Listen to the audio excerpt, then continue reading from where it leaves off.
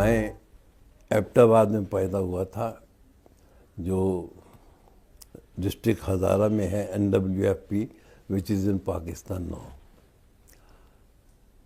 और वैसे हमारा गांव जो है वो डिस्ट्रिक्ट शेखुपुरा, जो पाकिस्तान में, उस डिस्ट्रिक्ट में एक गांव है जंडियाला शेर खां। वो गांव की बहुत इम्पोर्टेंस है क्योंकि हीर रांझा की हीर लिखने वाले वारिस शाह उसी गांव के थे। फिर हम लाहौर में थे। 46 में या 47 के बिगनिंग में तरह तरह के जुलूस निकलने शुरू हुए, औरतों के अलग, मिले जुले अलग, बच्चों के अलग। एक जुलूस निकलता था कि लाल किले से आई आवाज़, सैगल ढिलो शाहनवाज। हमें इसका कुछ पता नहीं कौन है, लाल किले में कैद कौन है, सैगल साहब कौन है, ढिल्लो शाहनवाज कौन है। भीड़ में शामिल हो जाना है। पुलिस वालों ने पकड़ लिया, आधा घंटा रोक के ज़रा डांटा और समझाया। तो उन्होंने, थानेदार साहब ने पिताजी को फ़ोन कर दिया कि जी ऐसा ऐसा है। तो रात को सोए हुए थे तो पिताजी कहने लगे तुम क्या बोल रहे थे? मैंने कहा जी लाल किले से आई आवाज़, सैगल ढिल्लो शाहनवाज। कहने लगे कौन है ये सैगल ढिल्लो शाहनवाज? मैं कहा जी मैं क्या जानूँ।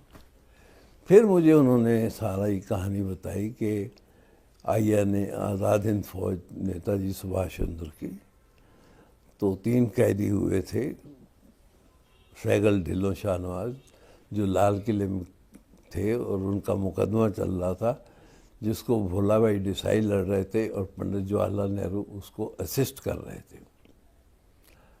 शाहनवाज साहब बाद में मिले भी, मंत्री बन चुके थे। सैगल साहब से मुलाकात नहीं हुई, लेकिन उनकी बेटी से हुई थी। बहरहाल उसके बाद जो नारे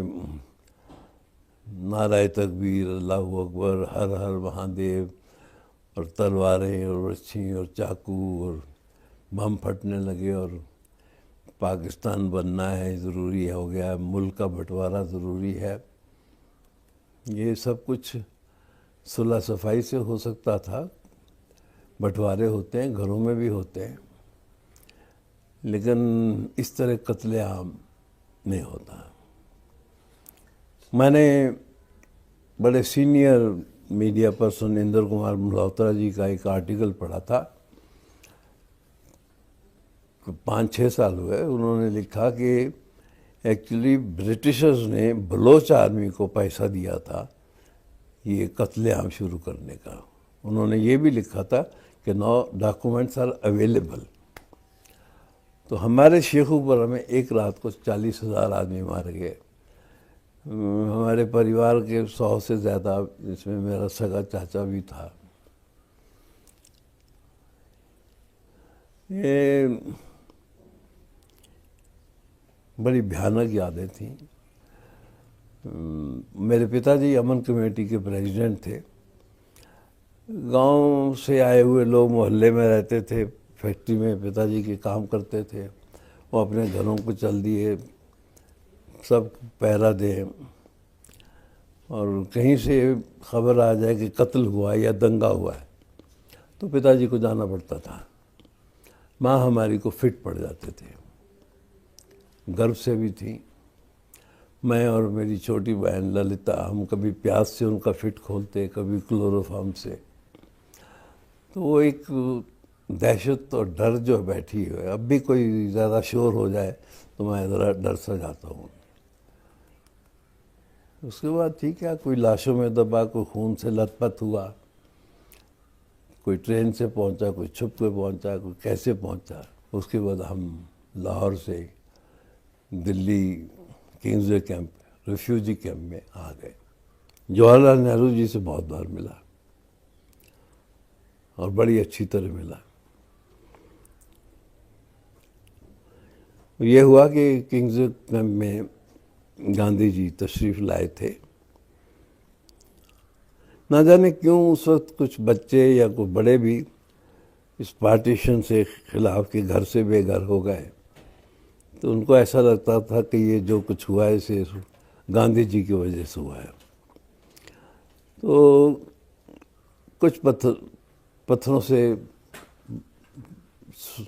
मतलब उनका वेलकम हुआ और उन बच्चों में मैं भी शरीक था। बच गए इसलिए कि कोई पत्थर मैंने नहीं मारा। तो दूसरे दिन पंडित जवाहरलाल नेहरू जी ने आना था, वो मेरे पिताजी ने, और कैंप कमांडर होते थे मिस्टर जैन। तो बैठने की जगह तो कोई नहीं थी, एक बैरक में हॉस्पिटल बना हुआ था, वहाँ मुलाकात हुई। अंदर गए तो बातें कुछ होती नहीं, तो मैं भी कहला गया था। तो पूछा कि कल महात्मा जी पे कुछ पथराव बच्चों ने किया है। मैंने कहा जी मैं उनके साथ था लेकिन मैंने पत्थर नहीं मारा। कहता है ऐसे लोगों का साथ भी छोड़ दो जो पत्थर मारते हैं। मार्केट में जो चीज़ कम मिले ना वो याद रहती है, इसलिए आप मेरी फिल्मों का नाम ले रहे हैं। देशभक्ति ना पढ़ाई जाती है ना सीखी जाती है, ये अपने जज्बात हैं, अपने इमोशंस हैं। और हो सकता है को पार्टीशन में या अपने पिताजी के रवैये से, जो उनका रवैया था, मतलब एक शाम को खबर मिली कि मेरे चचा उनके सगे भाई छोटे भाई का कत्ल हो गया। तो छोटे भाई का कत्ल हो जाए तो आदमी पागल होकर दीवारों से सर ही मारेगा, और कोई रिश्तेदार नहीं, पहचान वाला नहीं, पड़ोसी पता नहीं कौन से जगह से आए हैं, मुल्तान से आए हैं, जेलम से आए हैं। किसी तरह दुखी लोग दुखियों की सहायता करते हैं। हम बच्चे थे, ठीक है, खाना वाना खिलाया, सो गए। मुझे 3 बजे उठाया उन्होंने, उठो और जाके नहाओ। कोई बाथरूम बैरक के साथ नहीं थे, कॉमन बाथरूम थे। गए, नहाया। यहाँ लाल किले चल रहे हैं, चलिए तो 1.5 मील दूर पीजो कैंप से तिमारपुर से बस पकड़नी पड़ती थी। चला गया समय पे लाल किले पे। पंडित जवाहरलाल नेहरू आए। मेरा जहाँ तक मेरी याददाश्त है वो 15 अगस्त नहीं थी, वो 16 या 17 अगस्त थी। अगर मेरी गलती हो तो क्षमा कीजिएगा, लेकिन इस बात को कंफर्म कर लीजिए कि वो 15 अगस्त नहीं थी। बहरहाल जब पहली बार लाल किले पे तिरंगा झंडा लहराया गया तो मैं उन चंद खुशकिस्मत बच्चों में से हूँ जिसने वो अपनी आंखों से देखा। और मैंने ये देखा कि जब जवाहरलाल जी भाषण दे रहे हैं, क्या भाषण दे रहे हैं ये मेरे भेजे में नहीं आ रहा था, लेकिन लोगों के साथ साथ पिताजी भी तालियां बजा रहे थे और सब कुछ हंस रहे थे। कुछ जो भी हुआ, एंड में जय हिंद, तो पिताजी भी उतने जोश से बोले। मैं इतना हैरान था कि रात को खबर मिली, रात को ये दीवारों से अपना सर टकरा रहे थे, और सुबह इस आदमी का रवैया ही बदला हुआ है। एक घटना वहाँ घटी, धूप होती है 15 अगस्त को, थोड़ी सी बारिश भी हो जाती दिल्ली में, तो हुमस बहुत थी। तो पानी के 2-3 गिलास से भैया जी बैठे हुए थे, मैंने पी लिए। तो उन्होंने मुझसे पैसे मांगे, जो मेरे लिए एक बहुत शौक़ था, क्योंकि हम लोग तो लाहौर में छबील लगाते थे, प्यासों को पानी पिलाते थे। हमारी संस्कृति में भी है कि पानी पिलाना पुण्य का काम है। तो टका 2 पैसे वाला उसने मांगा, तो मैंने पिताजी से कहा, पापा ये तो पैसे मांग रहा है। ये आज़ादी की छोटी सी कीमत है, इससे बड़ी बड़ी कीमतें दे चुके हैं। शायद वो बात कहीं सबकॉन्शियस में असर करती रही हो, लेकिन उससे इम्पॉर्टेंट बात यह है कि पाकिस्तान बना और मुस्लिम से कोई नफ़रत ना हो, कोई रिलीजन से नफ़रत ना हो। तो लाल किले के सामने ही जामा मस्जिद पड़ती, भीड़ इधर उधर हो गई। वो मुझे जामा मस्जिद के बाहर ले गए थे और कहने लगे हम मत्था टेक ले। मैंने कहा ये तो मुसलमानों की। कहते हैं बेटे जिन्होंने सब कुछ किया वो गड़बड़ थी, पूजा स्थान सभी होते हैं। और मुझे एक लगा कि तालाब में अगर एक मछली गंदी है तो इसका मतलब नहीं कि दोष दूसरियों का भी है। तो उसने मेरे में जो एक फंडामेंटलिज्म होता है, फंडामेंटलिज्म वालों के मैं बहुत खिलाफ हूँ। उनका अपना अपना अपनी अपनी मान्यता है। इंसान की ज़िंदगी में सरिता चाहिए नदी की। तो मैं फंडामेंटलिज्म में या तासुब में या जात पात के झगड़े में नहीं पड़ा। ये इसका क्रेडिट मेरे पिताजी को जाता है। अगर मेरे में कुछ प्रेरणा आई किसी बात की तो मेरे हीरो मेरे पिताजी हैं। मैंने माँ से या दूसरों से रामायण भी सुनी, कृष्ण जी के बारे में भी सुना, गुरु नानक देव जी के बारे में भी सुना बचपन में। लेकिन जो मैंने खुद पढ़ा, इन महात्माओं का, इन महापुरुषों की जगह अलग है, लेकिन मेरे भीतर एक इंसान था जिसको भगत सिंह बहुत पसंद आया। लेकिन उन पे कोई किताब नहीं थी और उससे पहले 2 फिल्में बन चुकी थी। एक में बड़े सुलझे हुए कलाकार थे जिनको, जैसे मुझे आप लोगों ने भारत कह दिया, वो राम राज्य के राम थे, प्रेमदीप साहब, स्मृति विश्वास जी साथ में थी। वो फिल्म अच्छी भी नहीं थी और चली भी नहीं। उसके बाद एक अच्छे टेक्नीशियन थे विश्राम बेडेकर साहब, उन्होंने शम्मी कपूर साहब के साथ बनाई। प्रेमनाथ जी टॉप की उस वक्त, बॉडी चंद्रशेखर आज़ाद, वो भी नहीं चली थी। लेकिन मेरा शौक़ था, मैं दिल्ली से, अमृतसर से हिंदू पेपर की लाइब्रेरी में बैठ के उस पर काम करता रहा। तो स्क्रिप्ट जब तैयार हो गया तो मैंने एक बार, मेरे बड़े प्रिय मित्र हैं केवल पी कश्यप, जिन्होंने पब्लिसिटी का एक ट्रेंड स्टार्ट किया था और शुरू में उन्होंने मेरी तस्वीरें छपवाने में भी बहुत मदद की। तो कहने लगे यार मैं पब्लिसिटी तो तंग आ गया हूँ, मैंने कहा प्रोड्यूस कर लो फिल्म।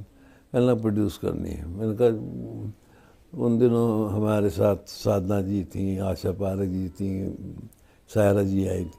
मैंने कहा किसी एक को ले ले तो बना ले। कहने लगा नहीं मैं कहानी वो बनाऊँगा भगत सिंह की। मैंने कहा इसमें हीरोइन नहीं है, पिक्चर बिकेगी कैसे? कहने लगा यार जो होगा देखेंगे। मैंने कहा चल, सरफरोशी की तमन्ना है तो चल, रूखी सूखी खाएंगे और इसको बनाएंगे। फिर केवल जी और एस राम शर्मा पहले माँ जी से मिलने, भगत सिंह जी की माता जी को मिलने पंजाब गए। फिर लुधियाना के एक हमारे प्रिय मित्र थे राज सोनी साहब, उन्होंने हमें लुधियाना जेल की फैसिलिटी दिलवा दी। यही था कि मेरे घर वाले भी कहते थे कि Bhagat Singh, who is interested in Bhagat Singh, कौन देखेगा। मैं उनकी माताजी से मिला बहुत बार। माताजी ने मुझे देख के सर से पांव तक टटोला और अपने भगत सिंह के जो छोटे भाई थे जी कुलतार सिंह, उनसे कहा कि हाँ उससे मिलता जुलता है। हॉस्पिटल में दवाई नहीं खा रही थी तो डॉक्टर साहब ने बोला कि आप बोलिए। तो मेरे बोलने से मैंने कहा माँ जी दवा खा लीजिए, तो उन्होंने दवाई खाई। अच्छा, बहुत प्यार दिया। उसके बाद हमको जब अवार्ड मिले तो भी मेरे पिताजी पंजाब में गांव में गए और उनको दिल्ली में लाए। इंदिरा गांधी जी प्रधानमंत्री थी, शहीद केवल साहब की पहली पिक्चर थी जिसको 3 नेशनल अवार्ड मिले थे। और मैंने जो 4-5 साल रिसर्च की थी, मुझे उसका सिला तब मिला जब सरकार ने उसको सही डॉक्यूमेंट माना और मैं पहला राइटर हूँ जिसको national award as a writer मिला, स्टोरी राइटर। भाई हॉल में इंदिरा जी ने पाँव में छुए, स्टैंडिंग ओवेशन, 10 मिनट तक तालियां बजती रही। हमको जो कुछ मिला माँ के अर्पण कर दिया। फिर संबंध रहा, भाइयों से रहा, माता जी से रहा। एक ज़िंदगी के कुछ पावन पल जो हैं उनकी चरणों में, उनकी सेवा में गुजरे। शास्त्री जी प्रीमियर पे आए थे, तब वो प्रधानमंत्री थे और 1965 की जंग के बाद दिसंबर में पिक्चर देख के वो उस रॉ में बह गए थे, भावनाओं में बह गए थे। तो सुबह उन्होंने 7 बजे चाय पे बुलाया और शाबाश और दी और पीठ थपथपाई और फिर एक अजीब से मूड में चले गए और मेरी आंखों में देखा, कहने लगे मैंने नारा दिया जय जवान जय किसान, क्या इस पे फिल्म बन सकती है? स्पॉन्टेनियसली मेरे हाथ उनके पाँव पे चले गए। मैंने कहा बाबूजी आपका आशीर्वाद है, बनेगी। बहुत बार कह चुका हूँ कि मैंने कहा पेन दे दो, डायरी लेके दे दो, मैंने ट्रेन में 24 घंटे में कहानी लिख ली और प्रेरणा होती है, इन लोगों ने प्रेरणा दी थी तो 7-8 दिन में स्टोरी हो गई थी, स्क्रीन प्ले डायलॉग लिखे गए। तो उसमें पहले नाम जैसे आमतौर पे हीरो का नाम राम शंकर ऐसा रखा जाता है कि गुड कैरेक्टर, मैंने भी राम रखा था, रामू। फिर मैंने सोचा कि किसानों का देश है भारत, तो गांव में बसता है, तो मैंने उसका नाम भारत रख दिया। अब वो हमारी जनता जनार्दन भी इतनी सखी हातम है कि उनको कोई चीज़ पसंद आ जाए तो वो फूलों की, आशीर्वाद की, प्यार की, स्नेह की बरसात कर देते। वो उसने जनता जनार्दन ने मुझे भारत बना दिया। मैंने इसे सोच के भारत नाम नहीं रखा था। उस वक्त एक पोस्ट इंडिपेंडेंस का ये था कि लोग गांव से शहर भाग रहे थे, खेत सूने हो रहे थे। उस वक्त आबादी 40 करोड़ थी। तो किसके लिए शहर भाग रहे हैं? दाल रोटी के लिए। अब दाल रोटी पैसों से तो नहीं मिल जाएगी, मिलेगी तो खेतों से। वो जो छोटा भाई खेत छोड़ के ग्लैमर रख हो जाता है शहर के लिए, उसको वापस खेतों में लाना था। और नारा था जय जवान जय किसान। उसी किसान को जो आपको अन्न देता है वो देश की रक्षा कैसे करता है, उस पर बहस हुई और अपने आप में एक इतिहास बन गई उपकार।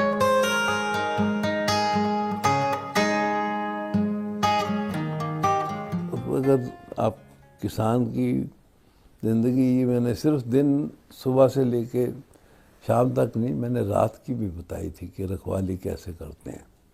अब जैसे कि ये मेरे देश की धरती गीत ले लीजिए, इसका पहला पूरा मुखड़ा था मेरे देश की धरती सोना उगले उगले हीरे मोती, जवानों भर लो झोलियाँ खुशी से बोलो बोलियाँ। मैंने कहा गोल्डी मारो इस 2 लाइनों को, नहीं चाहिए मुझे, इतना ही चाहिए, मेरे देश की धरती सोना उगले उगले हीरे मोती, मेरे देश की धरती। हाँ, एक बात उन्होंने पूछी थी, रंग हरा हरी सिंह नलवे से, हरी सिंह नलवा कौन है? यहाँ वाले नहीं जानते थे, तो मैंने बताया। मैंने कहा आप समझ लीजिए। सुबह रिकॉर्डिंग 10 बजे शुरू हुई, बरसात का मौसम था, बारिश हो रही थी, और सुबह 3-4 बजे ख़त्म हुई थी।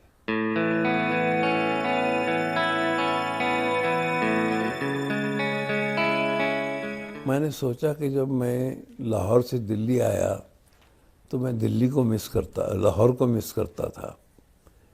फिर लाहौर से मुंबई में आया तो मैं दिल्ली से लाहौर मुंबई आया तो मैं दिल्ली को मिस करता हूँ।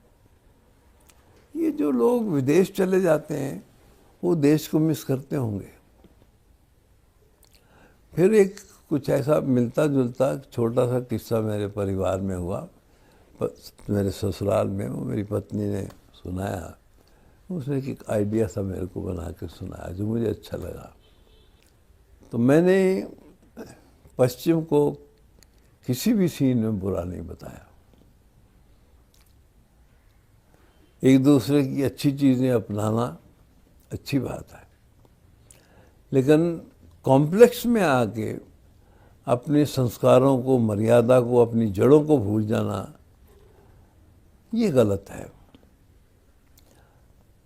तो प्रेम धवन साहब ने बहुत अच्छी लाइन लिखी है गीत में कि जिस जगह पैदा हुए उस जगह निकले दम, आखिर में तो मट्टी खींचती है। तो ये है कि आप वहाँ पढ़ाई के लिए गए हैं। भारत में विज्ञान को पीछे रख दिया गया क्योंकि मुगलों का शासन रहा, अंग्रेज़ों का रहा। हमारे यहाँ ज्ञान था, और जो ये विज्ञान है आज का, वो ज्ञान में है। हमारा ज्ञान जो है वो विज्ञान से नहीं है, विज्ञान हमारे ज्ञान से है प्रीत जहाँ की रीत सदा मैं गीत वहाँ की गाता हूँ, भारत का रहने वाला हूँ, भारत की बात सुनाता हूँ। और उसकी पहली 4 लाइनें जो शुरू होती है उस पर किसी ने गौर नहीं किया। भारत दिल है उस पूरब का जिस पूरब ने हर ज्ञान दिया, दिए बुद्ध मोहम्मद और ईसा, गीता बाइबल कुरान दिया।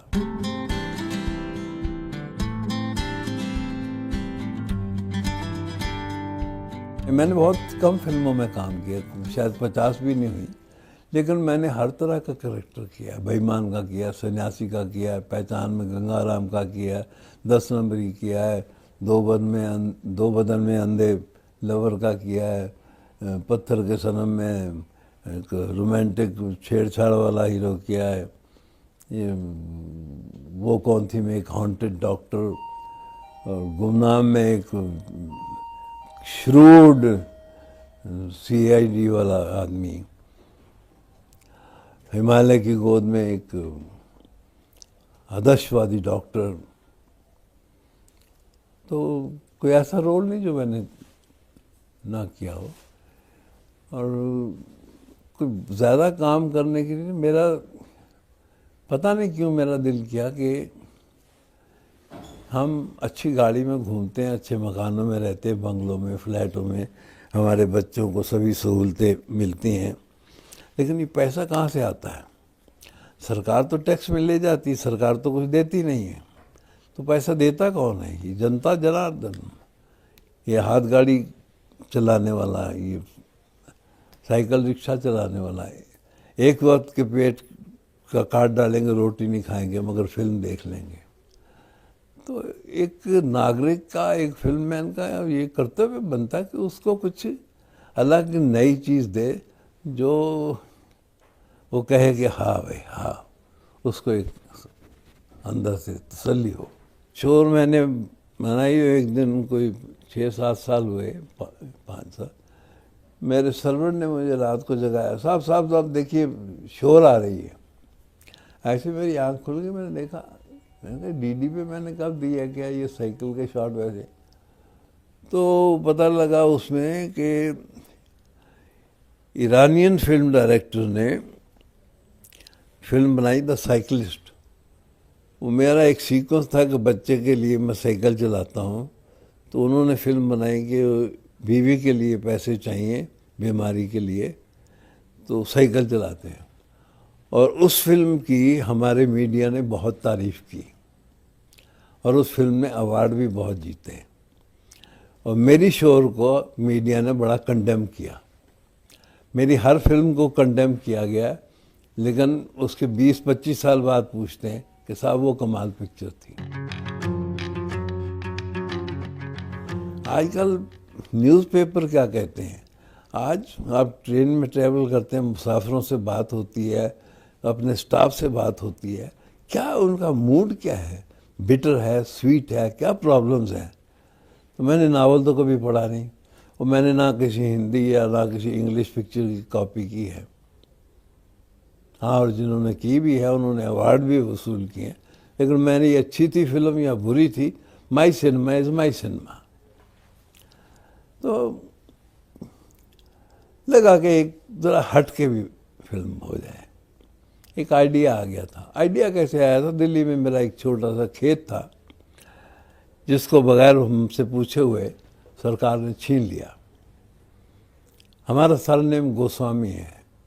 गोस्वामी का गाय से कोई संबंध नहीं है। गोस्वामी का मतलब है भूमि के मालिक। वो हमसे वो ज़मीन छीन ली गई, तो मतलब मैं तो गोस्वामी भी ना रहा, भूमि अधीन हो गया मेरा, तो भूमि भी छीन ली बगैर पूछे। और वो कानून भी वो जो 1894 में अंग्रेज़ों ने बनाया था। हमारे लीडरों को ये भी नहीं पता कि कौन सा कानून कब बना था, कब नहीं बना था। दिल दुखता है, चोट पड़ती है, तो आवाज़ के ज़ख्म से खून टपकता है इस शहर में। देश की हवा या देश की मिट्टी राजनेताओं से अलग है। मैं नमन करता हूँ इस मिट्टी का, मैं इन हवाओं का, इस परंपरा का, इस मर्यादा का। नेताओं का नमन नहीं करता। मैं किसान का कर लूँगा, देश की सीमा पे रक्षा करते हुए जवान का नमन कर लूँगा, और किसी का नहीं करूँगा। रोटी कपड़ा मकान का आइडिया आया मुझे। टाइम्स ऑफ इंडिया में एक न्यूज़ आई थी कि दिल्ली यूनिवर्सिटी में कॉन्वोकेशन में एक लड़के को बीए की डिग्री मिली, उसने लेके वहीं फाड़ दी कि ये यूज़लेस है, ये हमको नौकरी सिक्योर नहीं करती। वो मेरे दिल को टच कर गई थी।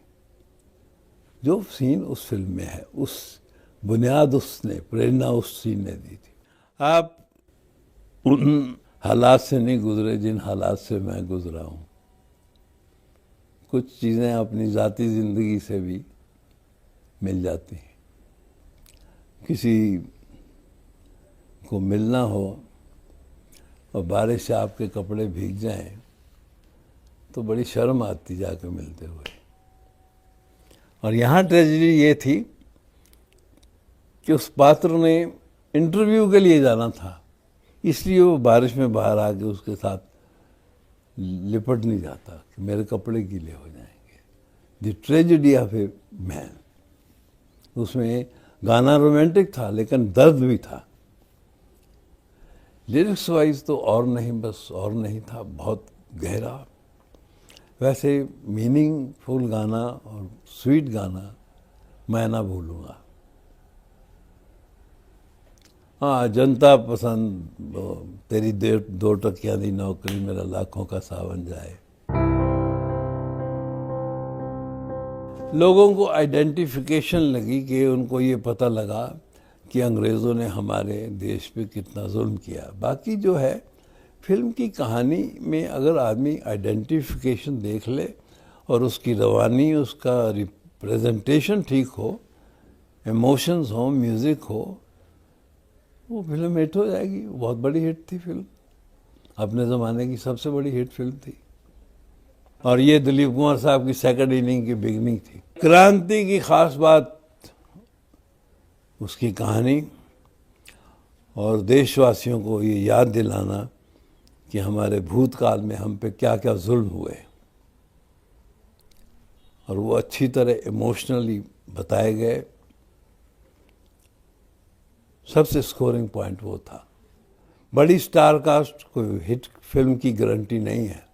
बड़े बड़े स्टार्स के साथ फिल्में बनी जो फ्लॉप हो गई। फिल्म देखिए, अनाज उसी खेत में उगेगा जिसकी ज़मीन उपजाऊ हो। आपकी स्टोरी का आइडिया ऐसा होना चाहिए कि जिस पे आप फिल्म बना सकें। मेरा सबसे बेहतरीन सब्जेक्ट था जिसमें सारे पात्रों के नाम बदल दिए गए। 16 रुपए की जमा करवा के एक संस्था रजिस्टर हो जाती है।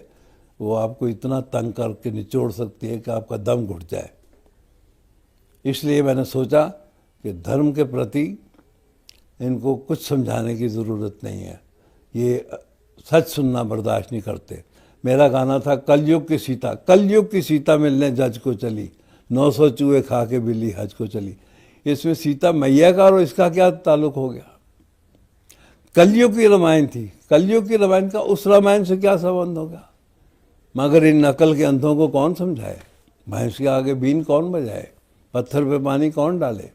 चलो, मैंने कलयुग की रामायण चुना था कि आज का राम क्या कर रहा है, आज का लक्ष्मण क्या कर रहा है, आज की सीता क्या कर रही है। मेरा सवाल वो था कि माँ बाप को कोई हक नहीं कि अपनी संतान का नाम पीर, पैगंबरों, देवी देवताओं, अवतारों पे रखे। अगर रखे तो उनमें वो संस्कार डालें। जो उनको पसंद नहीं आया उन्होंने नाम बदलवा दिए। नहीं, लोग आज भी आते हैं, कई उसके सीन सुनाते हैं, लेकिन उसमें एक ये हुआ कि पाकिस्तान के स्टार्स आए हैं, शायद कोई इंडो पाकिस्तान की बात हो, वो नहीं हुआ। VHS वीडियो नया आ गया था, कोई जाता नहीं था हॉल में, और मेरा उसका क्लाइमेक्स आर्टिफिशियल था। और तीसरा, डीग्लैमराइज्ड बताया था क्लर्क को मैंने अपने आप को। हीरो बेकार भी हो, गरीब भी हो, तो फिर भी उसमें कुछ ग्लोरी ढूंढते हैं जो नहीं थी उसमें।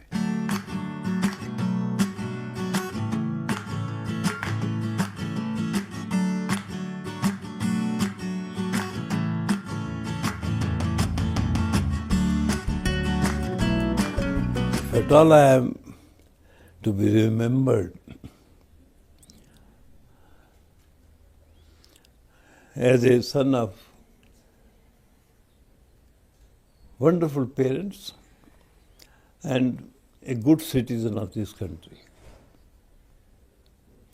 Good and to a very extent honest and dedicated citizen. That's all. Model Bharat Kumar.